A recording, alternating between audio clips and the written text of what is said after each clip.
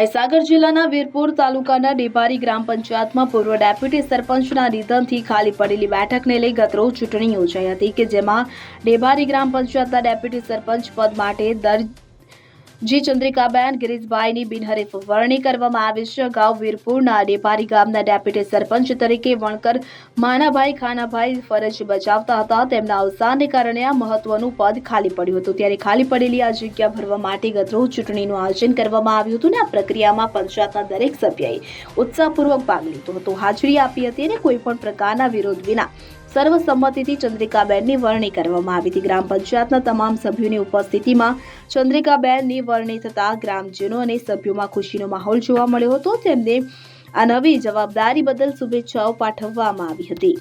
Bureau report CN24 news.